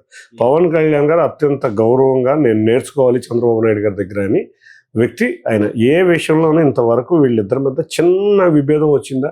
ఏ రోజు కూడా చిన్న విభేదం ఉండాలి. Long standing. చెడగొడటానికి వెరీ ఈజీ, కలపడం చాలా కష్టం అని మొన్న కూడా పవన్ కళ్యాణ్ గారు చెప్పడం జరిగింది. పవన్ కళ్యాణ్ ఏ విధంగా ఉంటున్నాడో నారా లోకేష్ కూడా ఒక అన్నలాగా ట్రీట్ చేసి పవన్ కళ్యాణ్ పవన్ అన్న అంట ఏ కార్యక్రమం ఉన్నా ఆయనకి చెప్పకుండా చేసే వ్యక్తి కాదు. కాబట్టి వాళ్ళ ముగ్గురు కాకుండా మీరు చూస్తే మాధవ్ గారు, మనం బీజేపీలో మనం ఉన్నాం, ఆయన ఎమ్మెల్సీ చేసిన వ్యక్తి. కాకపోతే చంద్రబాబు నాయుడు గారి స్ట్రేచర్ ముందు ఎవరైనా అంత కాదు. కానీ పవన్ కళ్యాణ్ గారు, భారతీయ జనతా పార్టీ, మాధవ్ గారు, చంద్రబాబు నాయుడు ముగ్గురు కలిసే ఏ కార్యక్రమం మొదలు పెడతారు, ఏ కార్యక్రమం వాళ్ళతో మొదలవ్వాల్సింది. పవన్ కళ్యాణ్ గారు చూసినట్లయితే బీజేపీకి ప్రోగా ఎక్కువ కనపడతా ఉన్నారు ఈ మధ్య. ఎప్పుడు చూసిన మాలలో ఉండటం కానీ, సనాతన ధర్మం గురించి విమర్శించే పద్ధతి కానీ బహిరంగంగానే జరుగుతూ ఉంది. టీడీపీ కూటమి చూసినట్లయితే ఇటు క్రిస్టియన్స్ కానీ లేకపోతే అవతల పక్క ఉన్నటువంటి ముస్లిం సోదరులకు కానీ మీ పార్టీతో చాలా సన్నిహితంగా ఉంటారు. ఏకపక్షంగా మాట్లాడుతున్నట్టుగా కనపడుతుంది. కేవలం సనాతన ధర్మం అని అంటే హిందూ ధర్మం పక్షాన నిలబడుతున్నట్టుగా బహిరంగ సభలలో మాట్లాడడాన్ని ఏ రకంగా స్వీకరిస్తారు? ఒక్కటండి, పవన్ కళ్యాణ్ గారు సనాతన ధర్మం గురించి మాట్లాడిన ఏ రోజు కూడా కులమతాలని వేరుగా చూసే వ్యక్తి కాదు. అది ఆయన పర్సనల్ ఎజెండా. ఆయన పర్సనల్ ఎజెండా ఏంటంటే సనాతన ధర్మం పెరగాలి, అందరం మర్చిపోతున్న ఆచార వ్యవహారాలు మళ్ళీ రావాలని. బీజేపీకి సనాతన ధర్మానికి సంబంధం అని నేను అనుకోవట్లేదు. బీజేపీ ఒక పార్టీ. అన్ని మనం చూస్తే బీజేపీ కూడా హిందువులకి ఫేవర్గా ఉంటుందని అనిపిస్తుంది, కానీ అన్ని కులాలని కూడా మనం కలుపుకుని అన్ని మతాలని కూడా కలుపుకెళ్ళే పార్టీ. ఆయనకి సనాతన ధర్మం మీద ఎప్పుడూ కూడా ఆయనకు ఒక ఇష్టం. అది ఆయన పర్సనల్గా వెళ్తాం. కానీ ప్రభుత్వంకి వచ్చేప్పటికి ఆయన కూడా అంటాడు అంతా సెక్యులర్గా వెళ్ళాలి, ఎవరికి ఏ రిలీజియన్కి కూడా ఇబ్బంది రాకూడదని. మేము టీడీపీగా దేశం ఎట్లాగున్నా ఇక్కడ మాత్రం మేము వీఆర్ వెరీ వెరీ సెక్యులర్. ఎటువంటి మైనారిటీ సంస్థలకు కానీ ఎటువంటి వాటికి కానీ ఏ ఇబ్బంది వచ్చినా మా గౌరవ ముఖ్యమంత్రి వారు ఊరుకోరు. ఆయన చూస్తే మొన్నే మౌజాములకి ఇమాములకి శాలరీలు ఇచ్చాం. మన పాస్టర్స్కి క్రిస్మస్ అందరగా కేక్ కాదు శాలరీస్ ఇచ్చాం. శాలరీస్ క్రిస్మస్ ముందు రోజు అందరి అకౌంట్లో పాస్టర్స్కి శాలరీలు పడినాయి. అట్లాగే అర్చకులకి పడినాయి. అన్ని చోట్ల గుళ్ళు. మనం చూస్తే వక్ఫ్ బోర్డులో కూడా మేము ఏమన్నామంటే మాకు రాష్ట్రంకి అధికారం ఇవ్వండి, వక్ఫ్ బోర్డులో వేరే రిలీజియస్ ఉండకూడదు, మనం తిరుమలలో ఎట్లా కోరుకుంటామో అట్లా ఉండకూడదని కోరుతాం. మేమైతే we are very very secular. Andhra రాష్ట్ర ప్రజలకు సార్ చాలా నమ్మకం ఉండింది పవన్ కళ్యాణ్ గారు అంటే వస్తే గ్రాస్టిక్ చేంజ్ చేస్తాడు, ఆయన మార్క్ క్రియేట్ చేస్తారని. 4 మినిస్ట్రీలు ఉన్నాయి ఇప్పుడు ఆయన చేతిలో. ఆ మినిస్ట్రీతో పక్క వాళ్ళ గురించి వదిలేను, కానీ మీ కాన్స్టిట్యున్సీ వ్యక్తిగత నిధులు రావటం కానీ ఏ రకమైన డెవలప్మెంట్లు కానీ స్వీకరించారా మీరు? నిజంగా పవన్ కళ్యాణ్ గారు చూసుకుంటే పల్లె పండుగ మీరు చూసారో లేదు, ఎంత గ్రాండ్గా పోయిన సంక్రాంతి టైంలో పల్లెల్లో సంక్రాంతి పండుగ చేసుకునే విధంగా రోడ్లు వేసాం. అది ఆయన మినిస్ట్రీలోనే జరిగింది. వచ్చిందా మీ కాన్స్టిట్యున్సీ? వచ్చింది. మా కాన్స్టిట్యున్సీ కూడా పల్లె పండుగ నిధులు వచ్చినాయి, బాగా వచ్చినాయి. మొన్న ఈ మధ్య కూడా మళ్ళీ రిపేర్లకు కానీ మళ్ళీ వదిలాం, అవి కూడా వచ్చినాయి. అన్నిటికన్నా ముఖ్యంగా మొన్న ఈ మధ్య మీరు చూస్తే గోకులాలు కట్టాం. దేశ చరిత్రలోనే ఒక రికార్డ్ స్థాయిలో గోకులాలు కట్టాం. మొన్న ఒక కొత్త జీవో తెచ్చారు పవన్ కళ్యాణ్ గారు. నేను కూడా దానికి కొంత ఊతం ఇచ్చా. ఏం లేదు, యానిమల్ హాస్టల్స్ అండి. గౌరవ చంద్రబాబు నాయుడు గారు 2014 నుంచి 19 వరకు ఉన్న కోరిక, మీరు ఈ యానిమల్ హాస్టల్స్ టేక్ ఓవర్ చేయాలి అనగానే టక్కున 10 రోజుల్లో ఓ జీవో రిలీజ్ అయింది. ప్రతి నియోజకవర్గంలో ఒక యానిమల్ హాస్టల్ ఉండాలి. దీనికి కూడా నరేగా నిధులు రిలీజ్ చేశారు. నేను ఆల్రెడీ మొన్న 11వ తారీఖు మన నియోజకవర్గంలో నేను చెప్పా, ఫస్ట్ రెడీ చేశాను సార్, మీ చేతుల మీదకి వస్తే అన్ని నియోజకవర్గాల్లో అవేర్నెస్ వస్తుందంటే మన 11వ తారీఖు నందిగాం నియోజకవర్గంలో యానిమల్ హాస్టల్కి రావాలి. కానీ ఆరోగ్యం బాగోక మళ్ళీ పోస్ట్ పోన్ అయింది. అది ఒక మంచి ఆలోచన. అది ఏమిటంటే దాంట్లో జీవోలో చూస్తే మీరు ఖాళీ ఉన్న ప్రభుత్వ స్థలాల్లో గడ్డి పెంచటం కూడా జీవోలో ఉంది. దాంట్లో ముందుగా నేను కూడా మన కృష్ణ చైతన్య దగ్గరికి వెళ్ళి డైరెక్టర్ దగ్గరికి, ఎంత మంచి జీవో ఇచ్చేవా నువ్వు, గ్రామీణ అభివృద్ధికి ఎంతో బాగా పనిచేస్తుంది, కాబట్టి పవన్ కళ్యాణ్ గారిని తీసుకెళ్ళి మంచిగా అవేర్నెస్ చేద్దాం. కాబట్టి పవన్ కళ్యాణ్ గారు నిజంగా చూడండి, ఇంకోటి షెడ్యూల్డ్ ట్రైబ్స్ ఎక్కడ ఉన్నాయో అక్కడికి వెళ్ళి వారు గడుపుతాం. ఇవన్నీ రిమార్కబుల్ చేంజెస్. కాకపోతే ముగ్గురు బాగా కష్టపడుతున్నారు. దాంట్లో చంద్రబాబు నాయుడు గారు ఎప్పుడూ అగ్రభాగానే ఉంటాడు, 6 o'clock. తర్వాత పవన్ కళ్యాణ్ గారు, లోకేష్ గారు ఉంటారు. కాబట్టి అభివృద్ధిలో ఎవరి స్టైల్ వాళ్ళది. ఒకళ్ళు అర్బనైజ్డ్ డెవలప్మెంట్, మరి చూస్తే గ్రామాల డెవలప్మెంట్ పవన్ కళ్యాణ్ గారు వాళ్ళతే, చంద్రబాబు నాయుడు గారు రాష్ట్రం మొత్తం పరిశ్రమలు, అభివృద్ధి, సంక్షేమం మీద ఉంటే, మన యువనేత పరిశ్రమలు వైజాగ్లో కానీ, చిత్తూరులో కానీ, అమరావతిలో కావటం కానీ ఇవన్నీ కూడా నారా లోకేష్. కాబట్టి ముగ్గురు అభివృద్ధిలో పోటీ పడుతున్నారు ఎవరి కాళ్ళని. దాంట్లో పవన్ కళ్యాణ్ గారి శాఖ బ్రహ్మాండం, ఫస్ట్ టైం మంత్రి అయినా సమర్థవంతంగా అసలు దానికి పల్లె పండుగే ఒక ఎగ్జాంపుల్, షెడ్యూల్ ట్రైబ్స్ దాకా ఒక ఎగ్జాంపుల్, గోకులాలు ఒక ఎగ్జాంపుల్, వాళ్ళు నిన్న వచ్చిన యానిమల్ హాస్టల్స్ ఒక ఎగ్జాంపుల్. ఇటువంటి ఎన్నో మహత్తర కార్యక్రమాలు చేశాడు పవన్ కళ్యాణ్ గారు. డెఫినెట్గా వారి ఆధ్వర్యంలో గ్రామాలన్నీ చక్కటి వాతావరణంలో చక్కగా సంక్రాంతి చేసుకునే పరిస్థితి. మీ నాయకులు చూసినట్లయితే చంద్రబాబు నాయుడు గారు 4 o'clock లేస్తాడు, నారా లోకేష్ గారు కూడా 4-5 ఏదో లేచి 6 o'clock అలా అంటారు. పవన్ కళ్యాణ్ గారి షెడ్యూల్స్ ఏ రకంగా ఉంటాయి, ఎప్పుడు లేస్తారు? కొంతమంది వాదన 10 గంటల దాకా లేవడు అని కూడా అన్నీ ఏదో వాగుతూ ఉంటారు కానండి, అంత 10 గంటల దాకా లెగిసేది ఉండదు. ఎందుకు ఇప్పుడు మినిస్టర్స్ క్యాబినెట్ ఉంటుంది, 9:30 స్టార్ట్ అవుతుంది. కలెక్టర్స్ మీటింగ్ ఉంటుంది, 9 స్టార్ట్ అవుతుంది. పొద్దున్న నుంచి ఎన్నింటికి రెడీ లెగిస్తే వస్తారు. ఏ రోజు టైం మిస్ అవ్వడు, పంక్చువల్గా ఉంటాడు. పూజలు చేసే మనిషి మరి పూజలు కూడా చేసుకున్నారు. భాగం రామారావు గారు ఉంటే, ఎన్టీ రామారావు గారు ఉంటే పూజలు చేసి కానీ ఏ కార్యక్రమం మొదలు పెట్టేవాళ్ళు కాదు. చంద్రబాబు నాయుడు గారు ఉంటే యోగా మెడిటేషన్ చేసి కానీ ఏ కార్యక్రమం మొదలు పెట్టరు. ఈయన కూడా పూజలు చేసుకుని కార్యక్రమాలు మొదలు పెట్టినా కూడా ఎప్పుడు పంక్చువాలిటీ అయితే మిస్ అవ్వదు. కొంచెం సినిమా అప్పుడప్పుడు షూటింగ్లు కూడా ఉండటం వల్ల కొంచెం ఇది ఉంటుందేమో కానీ పంక్చువాలిటీ అయితే ఆయన ఏ రోజు ఒక్క నిమిషం లేట్ వచ్చిన కార్యక్రమాలకు కూడా నేను ఏ రోజు ఎంపీగా మీరు సిఎస్ఆర్ నిధుల మీద కూడా ఫోకస్ చేయాల్సి ఉంటుంది. ఆ నిధులను కూడా ట్యాప్ చేశారన్నట్టుగా విన్నాం. అది చాలా ఎడ్యుకేటెడ్ అయితే కానీ, చాలా కాంటాక్ట్స్ కంపెనీతో ఉంటే కానీ జరగని పరిస్థితి. దాన్ని మీరు ట్యాప్ చేయటం అనేది నిజంగా ఆంధ్ర రాష్ట్రంలో చెప్పుకోదగ్గ ప్లేసే మీకు దక్కింది. ఏ రకంగా సాధ్యం? ఎన్ని కంపెనీస్తో సిఎస్ఆర్ టై అయిపోయారు? మొత్తం ఇంకో 5-6 నెలల తర్వాత చెప్తాను, ఎందుకంటే పైప్ లైన్ లో ఉన్నాయి. కొత్త బడ్జెట్ కూడా వస్తుంది. ఇప్పుడు ఇవన్నీ నేను వస్తే నా కాంపిటీషన్ విపరీతంగా పెరిగిపోతుంది. నేను అయితే ఇవ్వలేను. చక్కగా అంటే నాకు కూడా కొంతమంది మిత్రులు హైదరాబాద్ లో బిల్డర్స్ ఉన్నారు, వాళ్ళని కూడా సిఎస్ఆర్ ఇక్కడ హాస్పిటల్స్ కొన్ని సిఎస్ఆర్ కంపెనీలు అయితే నేను ఇప్పుడు డిస్క్లోజ్ చేయలేను. తప్పకుండా మంచిగానే వస్తాయి. తప్పకుండా నాకు హాస్పిటల్ అభివృద్ధి చెందాలి, నాకు అమ్మవారి గుడి దగ్గర 70,000-80,000 మంది కూర్చునే విధంగా తిరుమలలాగా గదులు వేయాలి. ఇవన్నీ ఉన్నాయి, పైప్ లైన్లు ఉన్నాయి. ఈ సంవత్సరం వచ్చే పుష్కరాల లోపల గౌరవ ముఖ్యమంత్రి చంద్రబాబు నాయుడు గారి దృష్టికి దుర్గుడి మాస్టర్ ప్లాన్ తీసుకెళ్ళాం. ఒక 80,000 మంది కూర్చునే విధంగా ప్లాన్లో రెడీ చేసాం. ఒక 11 ఫ్లోర్లు పార్కింగ్ కూడా విధంగా రెడీ చేసాం. రేపు రాబోయే కాలంలో విజయవాడలో ఎక్కడా ట్రాఫిక్ తట్టుకోవాలి. అమరావతి వస్తుంది. అమరావతి వచ్చిందంటే ఈ ట్రాఫిక్ తట్టుకుంటే మా వల్ల ఎవరి వల్ల కాదు. 5 వంతులు 4 వంతులు వేసినా కూడా. కాబట్టి ఈ లోపల ఉన్న సమస్యలు ఇటువంటివన్నీ అభివృద్ధి చేసుకుని పుష్కరాల కల్లా అక్కడ వ్యక్తులు కూర్చునే విధంగా తయారు చేస్తే అసలు దుర్గగుడి యొక్క ఎలివేషనే వేరుకెళ్తాం. ఎందుకంటే 2,10,000 మంది మొన్న ఒక్క రోజు దర్శనం చేసుకున్నారు. అటువంటి అమ్మవారి గుడికి భక్తులు కూర్చుని వృద్ధులు, పిల్లలు ఇబ్బంది లేకుండా దర్శనం చేసుకోవాలి మా కోరిక. అది కూడా చేస్తాం. రానున్న రోజుల్లో చెప్పాలంటే సార్, దుర్గగుడికి జరిగేటువంటి డెవలప్మెంట్స్ మొన్న కూడా మేము చూసాము. పార్కింగ్ విషయాలు కానీ, మొన్న జరిగినటువంటి సంబరాల విషయాలలో కావచ్చు, చాలా చక్కటి ఇదే చేశారు. మీకున్న వ్యక్తిగతంగా అక్కడ ఏ రకమైనటువంటి సదుపాయాలతో పెంచి ఏ రకమైనటువంటి అభివృద్ధి చెందితే ఇక్కడ రాష్ట్రంలో అమ్మవారు అనంటే అనేక రాష్ట్రాల నుంచి వస్తున్నటువంటి ప్రజలు, మీరు అన్నట్టుగా అమరావతి రేపు నిజంగానే డెవలప్మెంట్ ఎక్కువగా అవుతే రద్దీ కూడా చాలా ఎక్కువగా వచ్చే పరిస్థితులు ఉన్నాయి.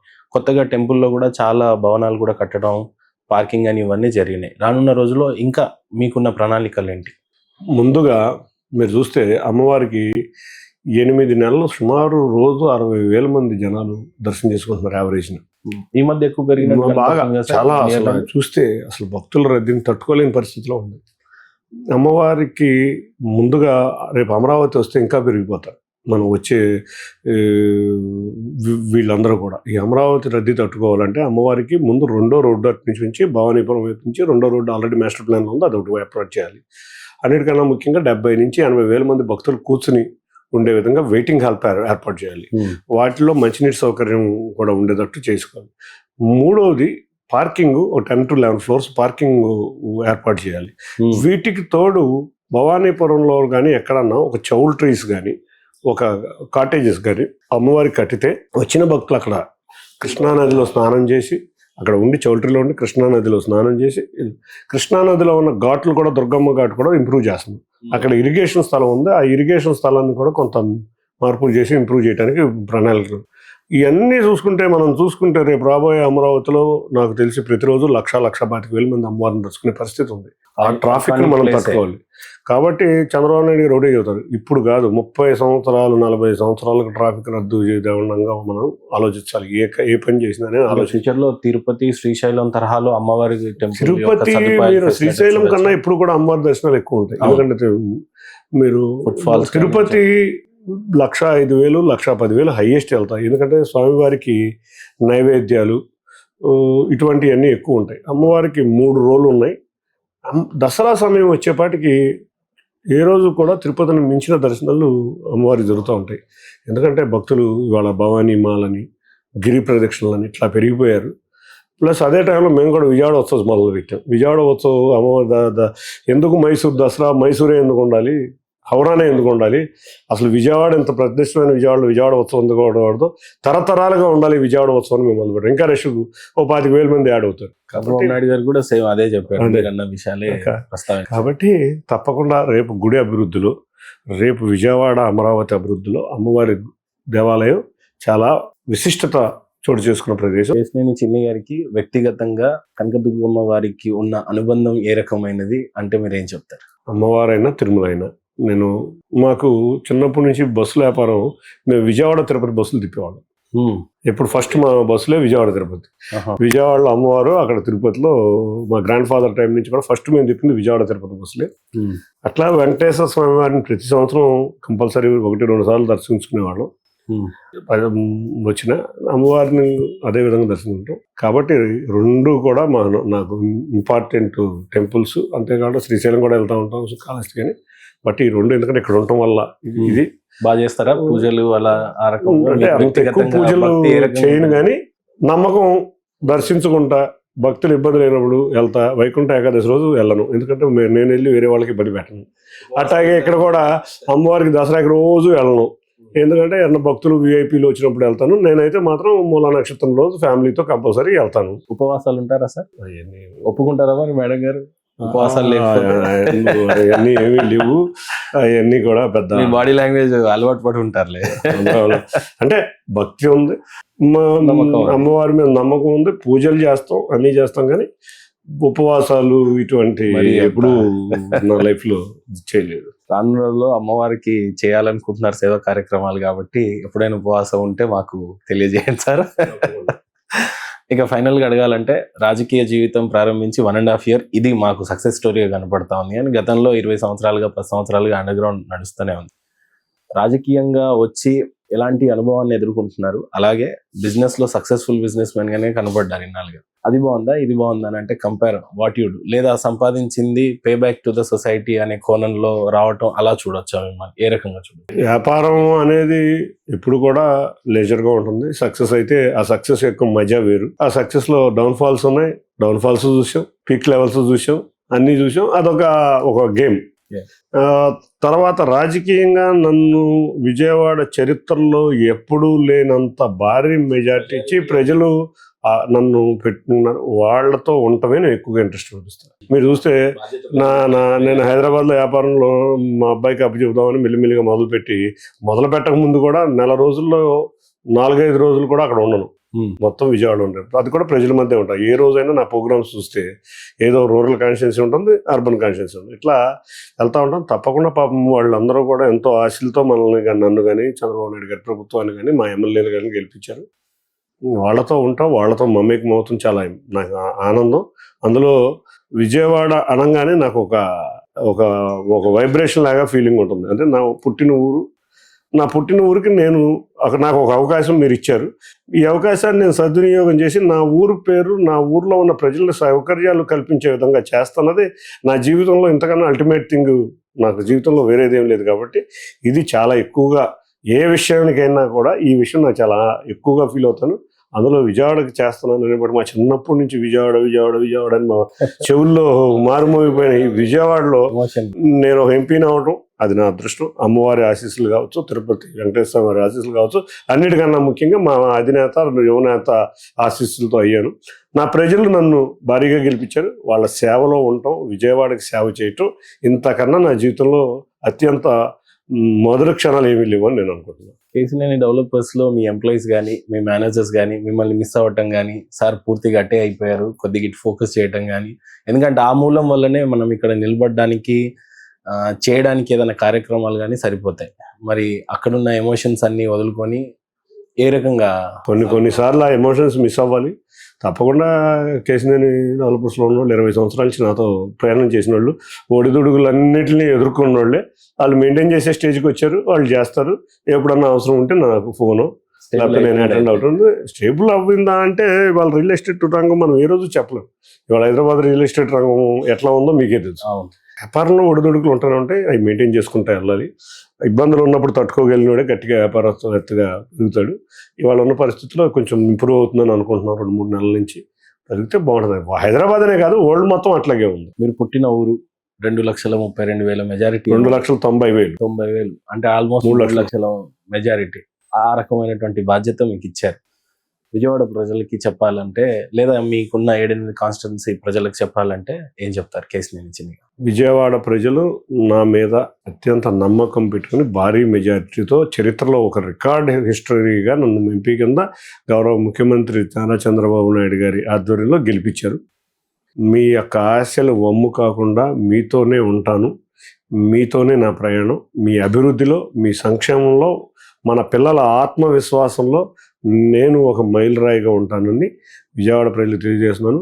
ఎప్పుడు కూడా ఈ విజయవాడ నగరం ఎన్నో సంవత్సరాల క్రితం అతిపెద్ద నగరం. దీనికి గత ఎంపీలు ఎవరో కూడా సౌకర్యాలు, అంటే కొంతమంది చేశారు, గత 10 సంవత్సరాల నుంచి ఏ సౌకర్యాలు ఓన్లీ రాష్ట్ర ప్రభుత్వం వల్ల కొంత జరిగింది, కానీ 2014 మంది ఉంది. అత్యంత ఇబ్బంది లేని, ట్రాఫిక్ ఇబ్బంది లేని, ఇన్ఫ్రాస్ట్రక్చర్ ఇబ్బంది లేని, అభివృద్ధి ఇబ్బంది లేని, అంతేకాకుండా రేపు రాబోయే అమరావతి మన విజయవాడ అమరావతిలో ఒక భాగం కాబోతున్నాం. అక్కడ కూడా ఉద్యోగ అవకాశాలు, మన పిల్లలకి ఉద్యోగ అవకాశాలు క్వాంటమ్ కంప్యూటింగ్ ద్వారా ఇటువంటి ఎన్నో విషయాల ద్వారా రాబోతున్నాయి. వాటన్నిటిలోనూ మనం భాగస్వాములు అవుతాం. Think positive, be positive. ఫైనల్గా కేసీనేని చిన్ని గారి జీవిత ఆశయం ఏంటంటే ఏం చెప్తారు? ఇంకేం లేదు సార్, విజయవాడ నగర ప్రజలు ఇచ్చిన ఆశయాన్ని తూచా తప్పకుండా హ్యాపీగా ఆత్మవిశ్వాసంతో తీసుకెళ్తాను ముందుకి. చిన్నవాడిని అయినా సరే చాలా బిజీ స్కెడ్యూల్లో మాకు టైం ఇచ్చారు, కానీ మీరు సంకల్పించిన సంకల్పం అంతా కూడా అభివృద్ధి విషయంలో కావచ్చు, అమ్మవారి విషయంలో కావచ్చు, రోడ్ విషయంలో కావచ్చు, అభివృద్ధి ఏ రకమైనటువంటి ఆశయాలు మీ ముందు ఉన్నాయో అవన్నీ సిద్ధింపజేయాలని మనస్ఫూర్తిగా కోరుకుంటూ thank you so much sir. నమస్తే. Thank you.